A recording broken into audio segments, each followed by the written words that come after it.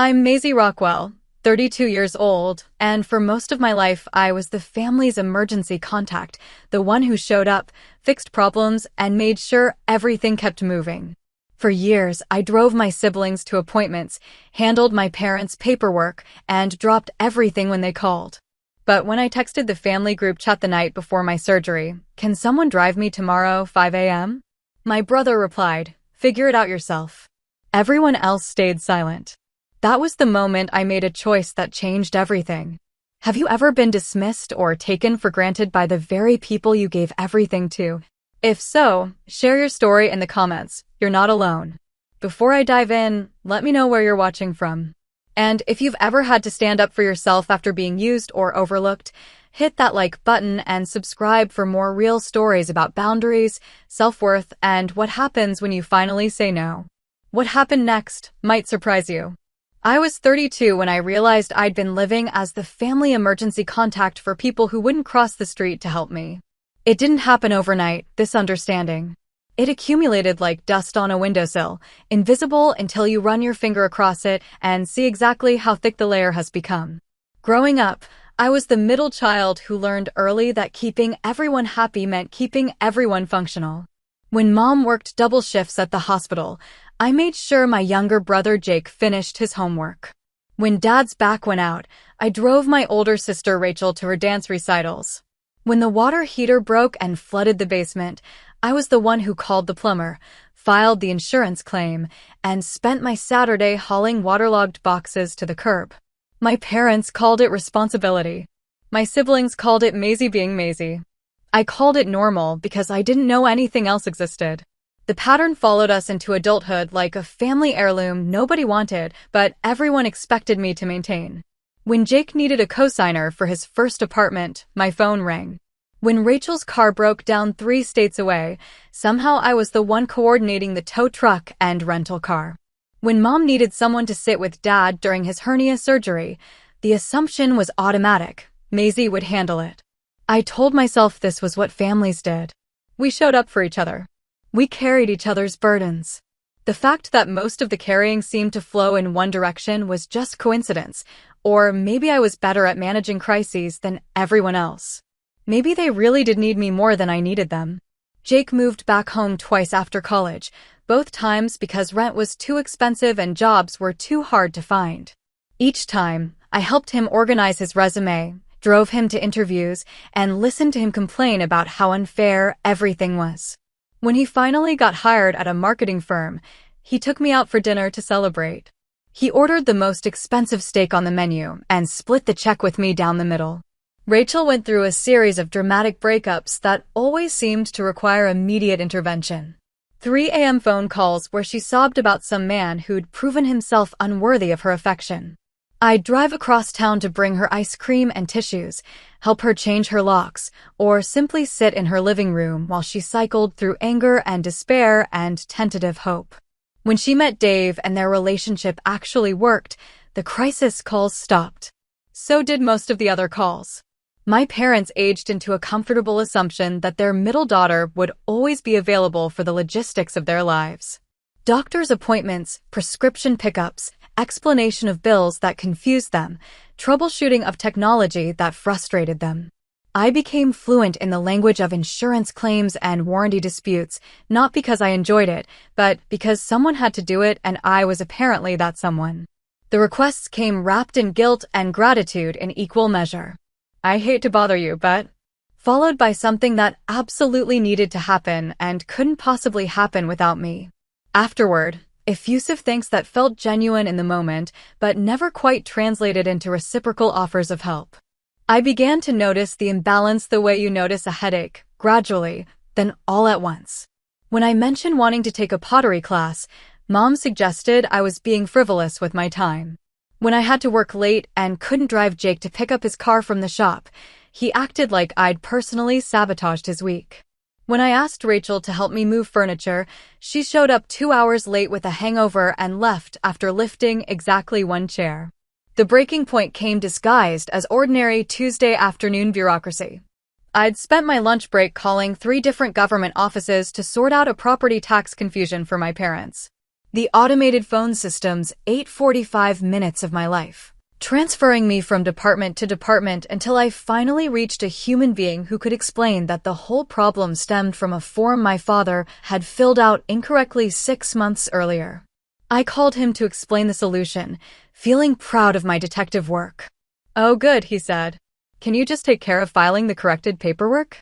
I never understand those forms anyway." Something crystallized in that moment. Not anger, exactly, but a cold clarity. I realized I'd spent 20 years solving problems that weren't mine, managing crises that could have been prevented, and volunteering for responsibilities that nobody else wanted but everybody expected me to want. I started paying attention differently after that. When Jake mentioned his landlord was being unreasonable about a security deposit, I listened sympathetically but didn't offer to call and straighten things out. When Rachel complained about her wedding planner being impossible to reach, I suggested she might need to be more persistent instead of immediately volunteering to take over the communications myself. The shift was subtle at first. Instead of anticipating their needs and volunteering solutions, I waited to be asked directly. Instead of assuming responsibility for outcomes that weren't really mine to control, I offered advice and emotional support, but let them handle the actual work.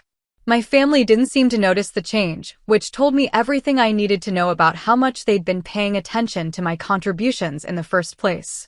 They were used to me saying yes, so they kept asking. They were accustomed to me handling the follow-through, so they kept assuming I would. But I was learning something important about the difference between being needed and being valued. For years, I'd conflated the two, thinking that being indispensable meant being loved. I was beginning to understand that real love doesn't require you to lose yourself in service to other people. Real love doesn't take your availability for granted or treat your competence as a commodity. The revelation should have been liberating, but mostly it felt lonely. If I wasn't the family problem solver, who was I to them? If I stopped showing up in crisis mode, would they still want me around for the regular moments? I was about to find out in the most devastating way possible. The signs had been there for months, scattered like breadcrumbs through ordinary family interactions, but I'd been too busy cleaning up after everyone else to notice the trail leading away from me. It started with response times. Text messages that used to get immediate replies began sitting unread for hours, then days. When I asked Jake about his new job, he'd give me one-word answers and change the subject. When I suggested dinner plans with Rachel, she'd say maybe and never follow up with actual dates. My parents developed a strange new habit of discussing family news without including me in the loop. I'd find out about Jake's promotion from a Facebook post or learn about Rachel's engagement from my aunt calling to ask if I was excited about planning the bridal shower. When I asked Mom why nobody had told me these things directly, she'd act surprised that I didn't already know. "Oh, I thought Rachel mentioned it when you talked last week," she'd say, even though Rachel and I hadn't talked in 3 weeks. The family group chat became particularly revealing. Messages that used to include everyone now seemed to have two versions, the full conversation that happened without me and the abbreviated updates I'd receive hours or days later. Inside jokes I didn't understand. References to plans that had been made without my input. A gradual sense that I was watching my own family from the outside of an invisible window. I told myself I was being paranoid. Families go through phases. People get busy with their own lives. The fact that everyone seemed busy with things that didn't include me was probably just coincidence. But coincidence has a way of forming patterns when you pay attention long enough. Jake started asking me for rides with a tone I'd never heard before, casual, almost dismissive, as if my time belonged to him by default. When I couldn't drive him to the airport because I had my own work commitment, he sighed heavily and said, "I guess I'll have to figure something else out then." Like my availability was a service that had been temporarily discontinued rather than a favor that required mutual respect. Rachel began treating my help as an entitlement rather than a gift. When I spent a Saturday helping her paint her new apartment, she complained that I'd chosen the wrong brush size and missed a spot behind the radiator. When I brought groceries during her flu, she critiqued my choice of soup brands and asked why I hadn't thought to bring magazines as well. My parents' requests became more demanding and less grateful. Instead of, "Could you possibly help me with?"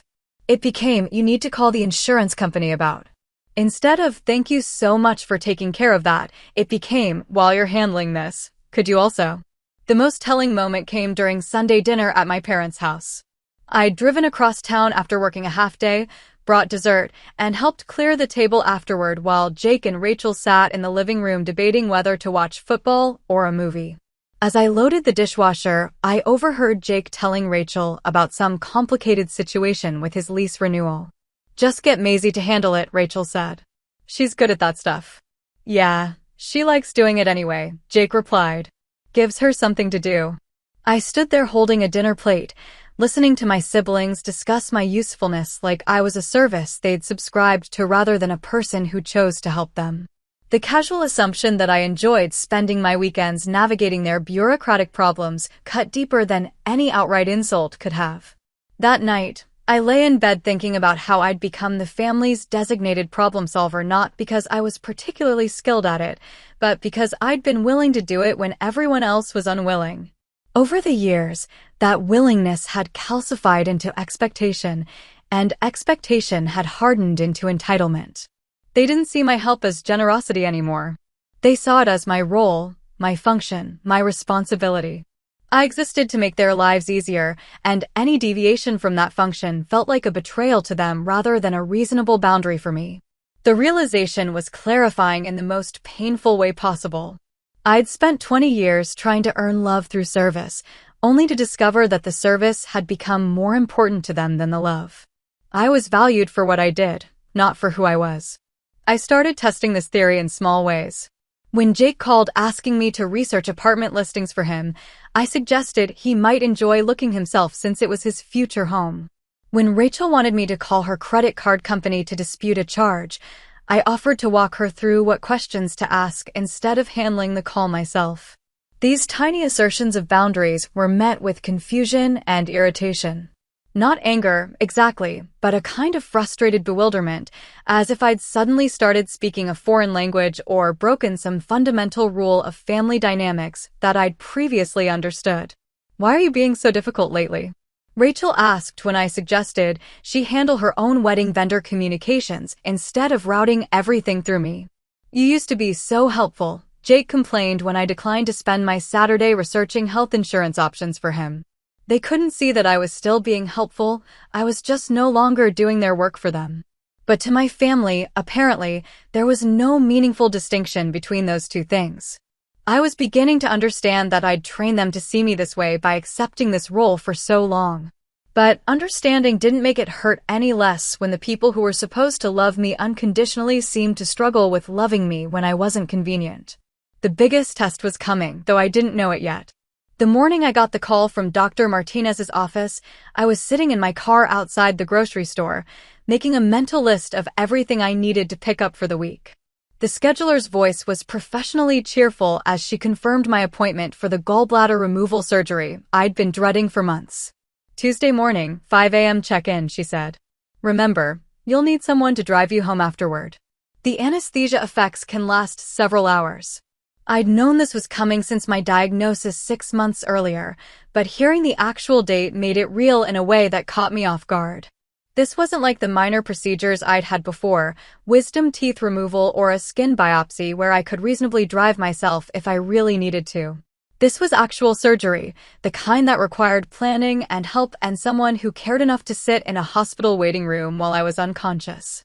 For the first time in my adult life, I genuinely needed my family the way they'd needed me countless times before.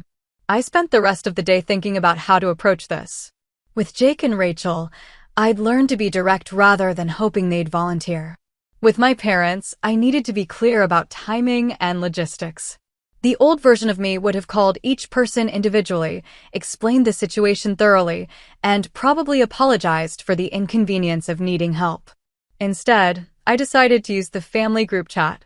It seemed efficient, and frankly, I was curious to see how they'd respond when I needed something for once instead of always being the one offering solutions. That evening, I typed out a simple message: "Surgery tomorrow, 5 a.m., can someone drive me?"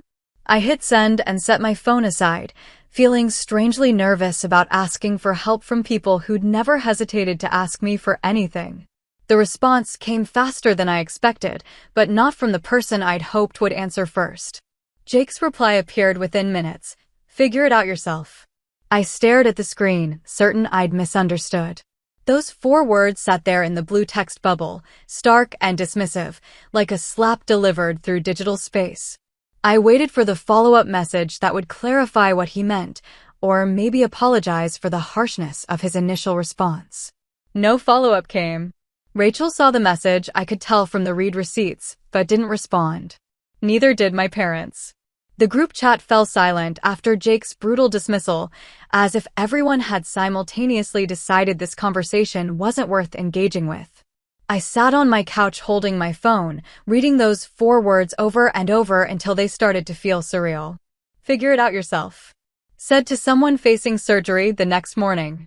Said by my brother, who I'd driven to dozens of appointments over the years, who'd never had to figure anything out himself because he'd always known I would handle it. The silence from everyone else was somehow worse than Jake's cruelty. At least his response was a response, even if it was devastating. Rachel, Mom, Dad, they'd all seen my request and chosen to say nothing. Their silence felt like agreement with Jake's dismissal, or worse, like my need for help wasn't even worth acknowledging. I called my neighbor Mrs. Patterson, who'd offered to help with anything I needed after my diagnosis. She agreed immediately to drive me to the hospital, and her kindness made me cry in a way my family's rejection hadn't. That night, I lay in bed thinking about all the times I'd rearranged my schedule for their emergencies, all the early mornings and late nights I'd spent solving their problems, all the ways I'd showed up without being asked, because that's what family was supposed to do. The irony wasn't lost on me. Here I was, finally asking for the kind of help I'd given freely for years, and the response was immediate dismissal. No explanation of conflicting schedules, no apology for not being available, no suggestion of alternatives or offer to help in other ways. Just figure it out yourself, as if needing support was a character flaw I should overcome rather than a reasonable request between family members who supposedly cared about each other. I realized I'd been viewing our relationships through a completely different lens than they had. I'd seen a family that took care of each other, where we all contributed what we could when it was needed. They'd apparently seen a family with designated roles, where I was the designated helper and they were the designated recipients of that help. The surgery went well. Mrs. Patterson brought me magazines and sat with me until I was discharged. She helped me get settled at home and checked on me twice over the next 2 days.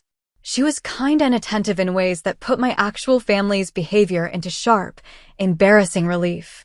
My family's silence stretched into the 2nd day, then the 3rd. No one called to ask how the surgery went or whether I needed anything during recovery. The group chat remained eerily quiet, as if my request had broken something fundamental and everyone was pretending it had never happened. I found myself wondering if they'd forgotten about the surgery entirely, or if they simply didn't care enough to follow up. Both possibilities felt equally devastating. On Thursday afternoon, 3 days after my surgery, my phone started buzzing. The family group chat lit up with messages, not about me or my recovery, but about some crisis that required immediate attention and coordination. I looked at the screen, watching message after message pile up, each one more frantic than the last. They needed help, and they needed it now, and their assumption was clear. Maisie would handle it, just like always. But this time, I made a different choice. This time, I set the phone aside and let it buzz. The messages started innocuously enough. Jake texting the group chat about some paperwork he'd received from the IRS that he didn't understand. Rachel chiming in about a similar notice she'd gotten months earlier that she'd never dealt with. My parents joining the conversation with questions about tax penalties and deadlines that nobody seemed able to answer. Within an hour, the tone shifted from confusion to panic. Apparently, the notices weren't routine correspondence. They were warnings about an audit that could affect several family members due to some shared investment my father had made years earlier. The deadline for response was Friday. Tomorrow. My phone buzzed constantly as the family group chat exploded with increasingly frantic messages. Jake demanding someone explain what the forms meant. Rachel insisting she'd never signed anything and this couldn't possibly apply to her. My parents cycling between anger at the IRS and panic about potential penalties. Someone needs to call the accountant, my mother typed. Maisie always handles this stuff, Jake replied. Maisie, can you call them right now? I was lying on my couch, 3 days post-surgery, watching their messages accumulate like a snowstorm on my screen. The familiar pattern was almost comforting in its predictability. Crisis emerges, panic ensues. Everyone looks to Maisie for solutions. Except this time, I didn't respond. My phone started ringing 20 minutes later. Jake first, then Rachel, then my parents in rapid succession. I let each call go to voicemail, listening to increasingly desperate messages that ranged from demanding to pleading to accusatory. Maisie, I know you're probably busy, but this is really urgent, Jake's first message said, his voice tight with the kind of stress I'd heard 100 times before. By the third call, his tone had changed. Maisie, why aren't you answering? This affects all of us, and you know more about this stuff than anyone else. Rachel's messages were more emotional. Maisie, please call me back. I'm freaking out about this tax thing and I don't know what to do. You always know what to do. My parents' calls were the hardest to ignore. My mother's voice wavering with anxiety, my father's gruff attempts to sound calm while clearly panicking underneath. They'd raised me, invested in my success, celebrated my accomplishments. The fact that they expected me to drop everything and solve their crisis wasn't malicious. It was just how our family had always worked. But that was exactly the problem. I found myself thinking about Tuesday morning, lying in a hospital bed while strangers prepared to cut into my abdomen, and how none of these people who now desperately needed my help had bothered to ask how I was doing. The contrast was too stark to ignore. The calls kept coming. By evening, I had 47 missed calls and dozens of text messages. The family group chat had devolved into a stream of panic and blame, with everyone demanding to know why I wasn't responding and simultaneously arguing about whose responsibility this crisis actually was. Where is Maisie? Rachel typed. She's probably just busy, Mom replied, though even through text I could sense her worry. This is ridiculous, Jake wrote. She always answers her phone. I wanted to respond. The urge to jump in and fix everything was almost overwhelming, not because I particularly wanted to help them, but because 20 years of conditioning had wired me to feel physically uncomfortable when my family was in distress, and I wasn't doing something about it. But every time I reached for my phone, I remembered Jake's message from Tuesday, figure it out yourself. For words that had dismissed my genuine need for help were now echoing back at him in the form of my silence. The irony was almost perfect, except it didn't feel triumphant like I'd imagined it might. It just felt sad. By Friday morning, the missed calls had reached double digits from each family member. The group chat messages had shifted from panic to anger to something approaching genuine concern for my well-being. Apparently, it had finally occurred to them that my silence might indicate something was wrong with me personally, rather than just my unwillingness to solve their problems. Maisie, if you're hurt or sick or something, please just let us know you're okay, Rachel typed. My father called and left a message in his serious voice. Maisie, your mother is worried sick. Just call us back and tell us you're all right. The thing was, I wasn't all right. I was recovering from surgery that they'd forgotten about, dealing with the emotional aftermath of their abandonment when I'd needed them most, and struggling with the realization that my place in the family had been more functional than emotional. But I also wasn't in immediate physical danger, which is what they were really asking about. Their concern wasn't about my emotional well-being or my recovery or whether I felt supported and loved. Their concern was whether I was still alive to help them, because without me, they were discovering they had no idea how to handle their own crisis. That realization crystallized something important. They hadn't been taking my help for granted because they didn't appreciate it. They'd been taking it for granted because they'd become completely dependent on it. I wasn't just the family problem solver, I was the family's only problem solver. For the first time in my adult life, they were being forced to figure something out themselves, and they were panicking because they'd never had to develop those skills. The power dynamic I'd never fully recognized was suddenly, starkly visible. By Friday afternoon, something shifted in the messages. The frantic demands for my immediate attention gave way to a different kind of desperation, not just panic about their tax crisis, but genuine fear about my silence. Maisie, I'm really scared something happened to you, Rachel texted. Please just send me one word so I know you're alive. Jake's messages became increasingly specific. I called your work and they said you took sick days this week. Maisie, if you're in the hospital or something, I can drive down there. Just tell me where you are. My parents' concern escalated to action. My mother called my neighbor Mrs. Patterson, who assured her I was fine but recovering from surgery. That led to a phone call I could hear through the walls, my mother on Mrs. Patterson's porch, crying as she learned that I'd had my gallbladder removed 3 days earlier while they'd been ignoring my request for help. Surgery? My mother's voice carried through the window. She needed surgery and oh my God, what did we do? The family group chat went quiet for several hours after that. When messages resumed, they were different. Smaller. Uncertain. Maisie, Mom told us about the surgery, Jake wrote. I didn't realize. I thought you were just asking about a ride to an appointment or something. Rachel's message came an hour later. I'm so sorry. I saw your text, but I was dealing with Dave's family drama and I thought someone else would respond. I didn't think about what you actually needed.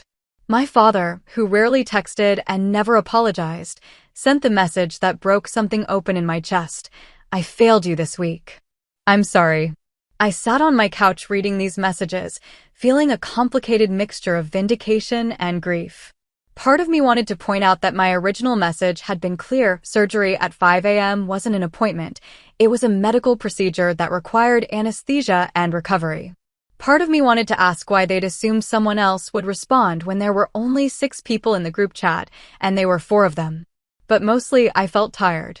Tired of being angry. Tired of keeping score, tired of the emotional labor of managing not just their crises, but now their guilt about how they'd handled my crisis. The tax deadline passed without my intervention. I later learned through Mrs. Patterson, who heard it from my mother, that Jake had spent Friday calling accountants until he found one willing to file an emergency extension. Rachel had driven to my parents' house to help them organize their paperwork. My father had taken charge of communicating with the IRS himself.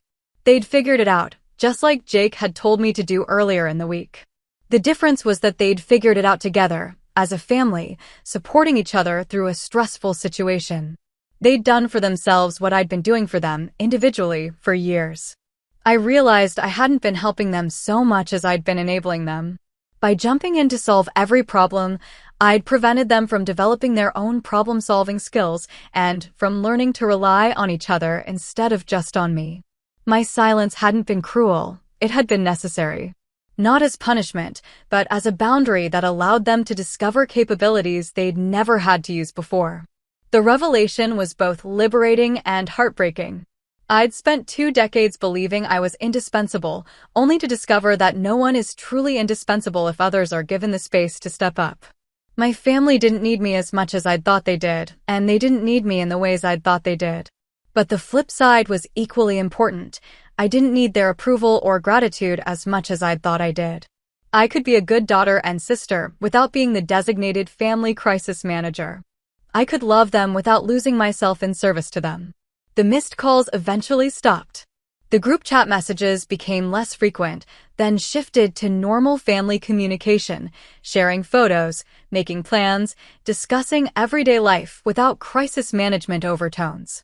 Nobody apologized for Jake's "figure it out yourself" message, which told me they either didn't understand how devastating it had been or couldn't figure out how to address it.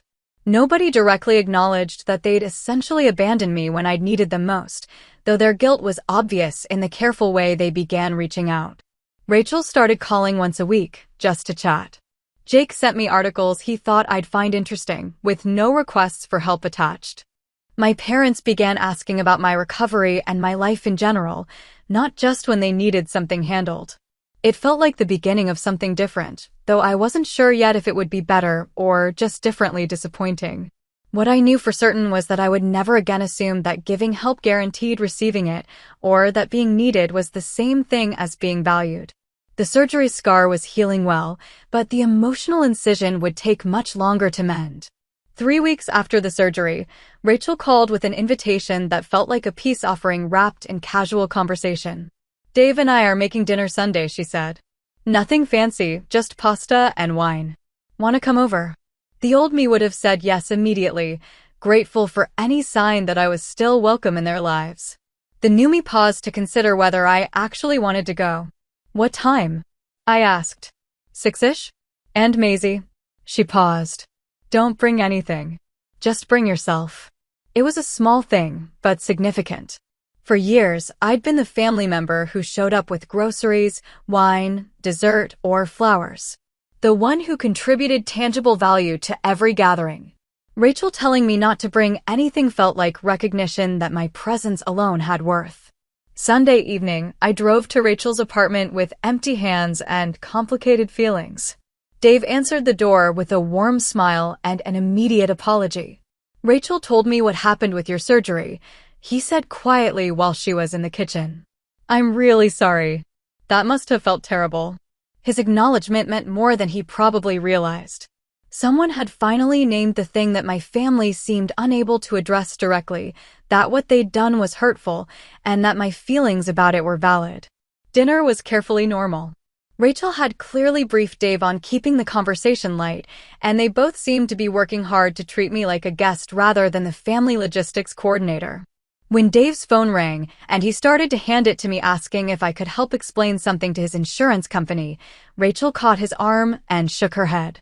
He can handle it himself, she said, meeting my eyes across the table. After dinner, while Dave loaded the dishwasher, Rachel and I sat on her couch drinking wine and talking around the edges of everything that had happened. I've been thinking about something Jake said, she finally admitted. About how you like doing stuff for us because it gives you something to do. And I realized that was a shitty thing to assume. Like, really shitty. You have plenty of things to do. You have your own life. It wasn't a full apology, but it was acknowledgement, which felt like progress. I think I got confused somewhere along the way, I said. Between helping because I wanted to and helping because I thought I had to. Rachel nodded. And we got confused between asking for help and expecting it. We sat quietly for a moment, both of us looking at the space where a more complete conversation about hurt and forgiveness might happen if we were braver or better at this kind of thing.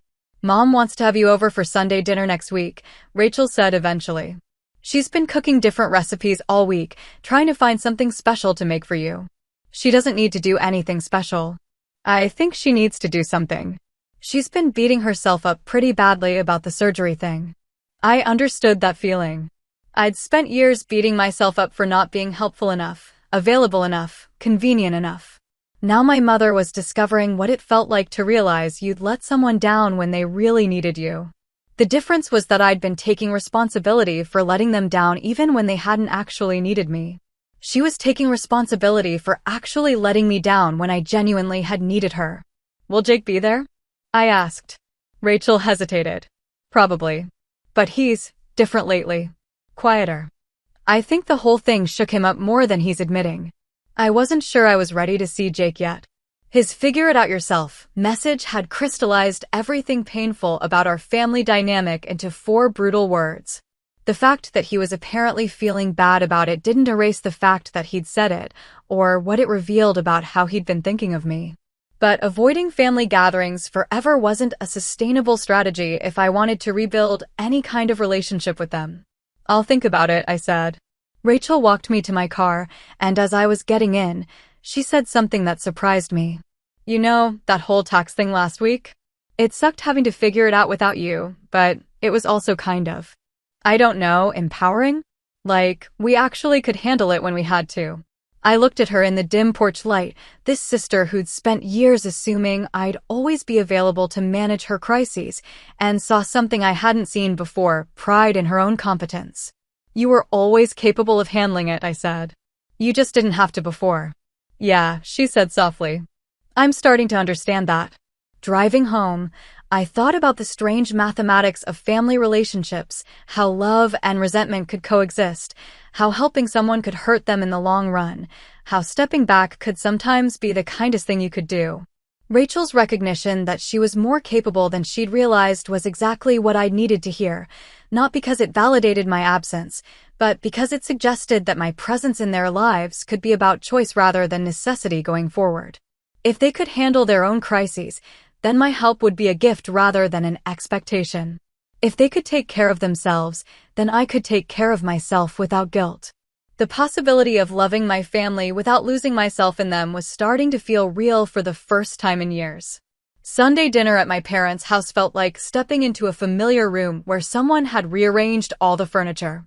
The setting was the same: Mom's good china, the dining room table that had hosted decades of family meals, the smell of her pot roast filling the house, but the emotional geography was completely different.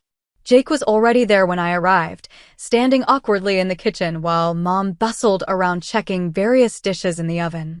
He looked up when I walked in, and for a moment we just stared at each other across the space where a normal sibling greeting would happen.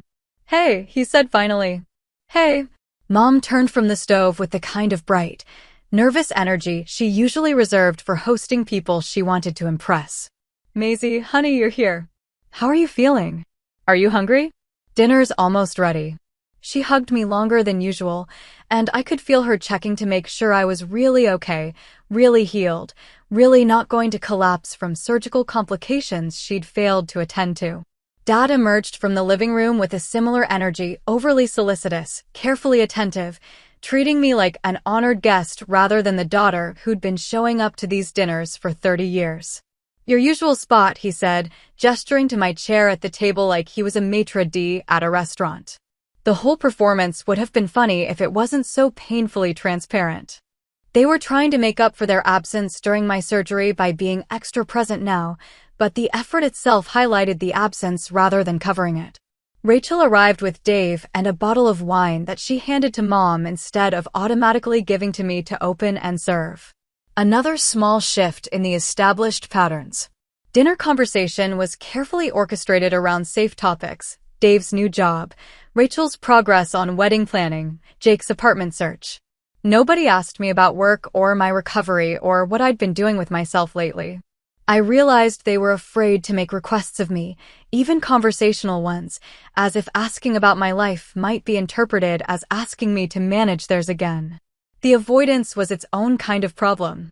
I'd gone from being over-involved in their lives to being treated like a fragile stranger who might break if approached directly. Finally, over dessert, I decided to address the elephant in the room. "You can ask me questions," I said. "And you can tell me about problems you're having. I'm not going to disappear again if you mention that life is complicated sometimes." Jake looked down at his plate.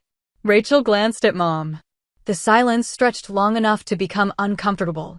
"We don't want to take advantage," Mom said finally. "There's a difference between taking advantage and having normal family conversations." Dad cleared his throat. "We've been talking about how things were before. How much we asked of you. How much we just assumed. It wasn't sustainable," I said. "For any of us." Jake finally looked up.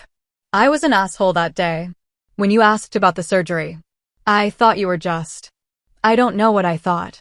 But I was wrong." It wasn't a complete apology, but it was more acknowledgement than I'd expected from him. "I thought someone else would answer," Rachel added. Which is stupid, because there were only 6 people in that chat and 4 of them were us. "We all thought someone else would handle it," Mom said quietly. "Just like we always thought someone else would handle everything, when really it was always you."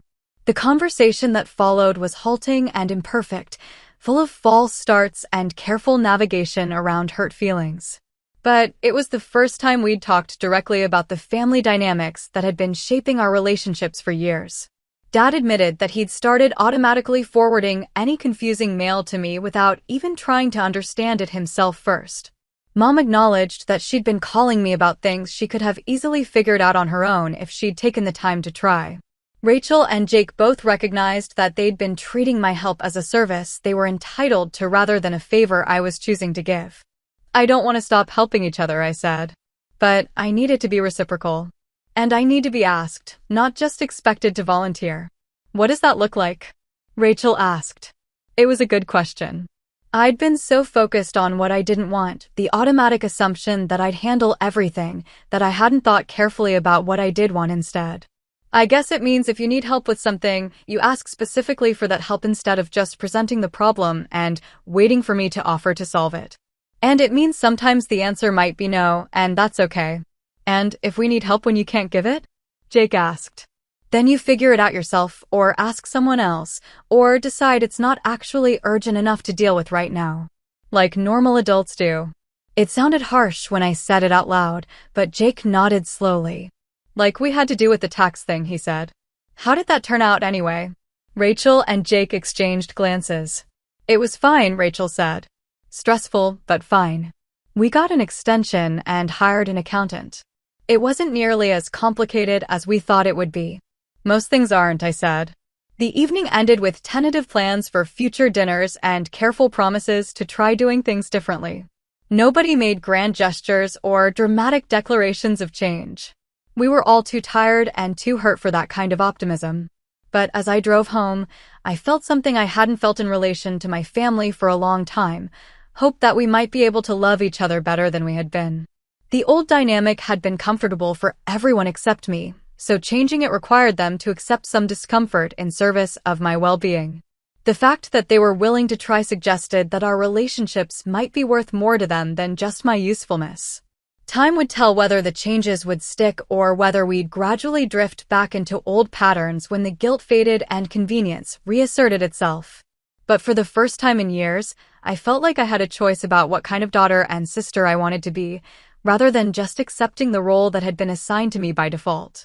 The possibility of being loved for who I was rather than what I did was still fragile, still uncertain, but it was no longer unimaginable. 6 months later, I could see the outline of who we were becoming as a family, though the picture was still developing like a photograph in slow motion. The changes hadn't been dramatic or sudden. There was no moment when everything clicked into place and we all understood exactly how to love each other better. Instead, it was a gradual recalibration, full of small adjustments and minor failures and incremental improvements. Jake learned to research his own apartment listings, though he still called to ask my opinion about neighborhoods and lease terms. The difference was that he called after doing his own homework, and he accepted my advice as input rather than expecting me to make his decisions for him. Rachel planned her own wedding with minimal crisis management from me, though she did ask me to be her maid of honor in a conversation that felt more like an invitation than an assignment. When her florist canceled 2 weeks before the ceremony, she handled the replacement herself and only told me about it afterward, with pride in her voice as she described solving the problem. My parents developed new habits around their bureaucratic challenges. Dad started reading instructions completely before calling for help. Mom began keeping a list of questions to ask during phone calls with service representatives instead of immediately handing the phone to whoever was closest. The most significant change was in how they all related to my boundaries. When I said no to requests that felt too large or came at inconvenient times, they accepted the no without argument or guilt-tripping. When I suggested they handle something themselves, they took it as confidence in their abilities rather than rejection of their needs. Not everything worked perfectly. There were still moments when old patterns reasserted themselves, when Jake started to get frustrated at having to make multiple phone calls about his health insurance, or when Rachel began describing a problem in the tone that used to precede her handing it off to me. But now those moments were followed by course corrections instead of just continuing down the familiar path. Sorry, Rachel said once when she caught herself mid-complaint about her landlord. I'm doing it again, aren't I? Presenting you with a problem instead of just venting about it. Are you looking for advice or sympathy? I asked. Sympathy. Definitely sympathy. It was a small conversation, but it represented a huge shift in how we communicated with each other. The most unexpected development was how much more interesting my family became when they weren't constantly looking to me for solutions. Jake turned out to have excellent negotiation skills when he had to use them. Rachel was more creative and resourceful than I'd realized. My parents were more capable of learning new things than they'd given themselves credit for. I started enjoying their company in ways I hadn't since childhood, before the family crisis management system had solidified around my role as the designated responsible one. My own life expanded to fill the space that had previously been occupied by their emergencies. I took the pottery class I'd mentioned years earlier. I started dating someone I met there, a quiet man named Michael who found it charming rather than concerning that I didn't immediately offer to solve all his problems. You're a good listener, he said after I'd resisted the urge to research solutions for a work situation he was telling me about. I'm learning to be, I said. The phrase that had once devastated me, figure it out yourself, became something I said to myself regularly, but with kindness instead of cruelty. When I caught myself about to volunteer for responsibilities that weren't mine, I'd pause and think, maybe I should let them figure this out themselves. Not because I didn't care, but because caring doesn't always mean fixing. The hardest part was learning to tolerate the discomfort of watching people I loved struggle with problems I could solve. There were still moments when Jake would spend days researching something I could have answered in 5 minutes, or when my parents would get frustrated with technology one could have navigated easily. But I began to understand that solving their problems for them had been preventing them from developing confidence in their own problem-solving abilities. My help had been making them less capable rather than more capable, more dependent rather than more independent. The surgery scar had faded to a thin line across my abdomen, barely visible unless you knew to look for it. But the emotional scar from that morning when I'd needed them and they dismissed me, that was taking longer to heal. I still thought about it sometimes, usually when I was deciding whether to trust them with something vulnerable. The memory served as a useful reminder that love and reliability aren't always the same thing, and that I needed to protect myself even within relationships I valued. But I also learned that people could change, that family dynamics weren't permanently fixed, and that it was possible to forgive someone without forgetting what they'd taught you about who they were when you really needed them. The phone calls came less frequently now, but they were better calls. Instead of crisis management sessions, they were actual conversations about our lives, our thoughts, our experiences. Instead of feeling like the family emergency hotline, I felt like a person with relationships that included both giving and receiving. Rachel's wedding was small and lovely, and I gave a toast that focused on her growth and happiness rather than all the problems I'd helped her solve over the years. Jake bought his first house and asked for my advice about mortgage options, but he made the final decision himself and seemed proud of owning that choice completely. My parents celebrated their 40th anniversary with a party they planned themselves, and when the caterer had a last-minute issue, they handled it with the kind of calm confidence that made me realize they'd always been capable of this. They'd just never had to be. At the end of that party, as I was helping clean up dishes, because I wanted to, not because anyone expected me to, my mother pulled me aside. "I've been thinking about what you said months ago, about needing things to be reciprocal," she said. "I realized I never learned how to help you because you never seemed to need help. I needed help sometimes. I just got used to not asking for it." "Well," she said, "I'm asking now. What do you need?" It was such a simple question, but no one in my family had asked it in years. I thought about it carefully. "I need to know that you'll show up if I really need you to," I said finally. "And I need to know that you value me for more than just what I can do for you." "Done," she said, as if those were easy promises to make and keep. Maybe they were easier than I'd thought they would be. Maybe the hard part had been figuring out what I needed rather than asking for it. Standing in my parents' kitchen, washing dishes next to my mother while the rest of the family laughed in the living room, I felt something I hadn't felt in a long time, like I belonged to this family by choice rather than just by obligation. The relationships weren't perfect, and they probably never would be. But they were honest now in ways they hadn't been before, and that honesty made room for the kind of love that didn't require anyone to lose themselves in service to it. I'd learned that silence could be its own form of communication, that sometimes the most powerful response to being taken for granted was simply not being available to be taken for granted anymore. But I'd also learned that people could change when they were given both the motivation and the space to do so, and that families could recover from even significant betrayals if everyone was willing to do the work of rebuilding trust. The woman who had sat in her car 6 months earlier, reading Figure It Out Yourself and feeling utterly alone in the world, was still part of me. But she was no longer the only part of me, and she was no longer the part that got to make all the decisions about how much of myself I gave away and to whom. I had learned, finally, to figure it out myself, not just the logistics of getting to surgery or managing crises, but the much more complicated question of how to love people without disappearing in the process. The answer, it turned out, was boundaries. Clear, consistent, kindly enforced boundaries that made space for everyone to be whole people rather than just functions in each other's lives. It had taken a long time to get there, and the journey had been more painful than I'd expected. But the destination, A family that chose each other rather than just used each other was worth every difficult conversation and every moment of uncomfortable silence along the way. Sometimes the best gift you can give someone is the opportunity to prove they don't actually need you as much as they think they do.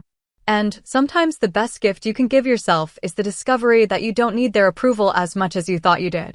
The phone still rang, but now when it did, I knew I had the power to choose whether to answer it. That choice, more than any individual decision I made with it, had changed everything. That was my breaking point and the moment I stopped being the family's fixer. What about you? Have you ever been ignored or dismissed when you finally needed help? Did it change the way you saw your family or your role in it? Drop your thoughts in the comments. I'd love to hear your story. And if you connected with mine, make sure to like this video, subscribe for more true stories about boundaries and self-worth, and share it with someone who might need the reminder. You don't always have to be the one who saves everyone else.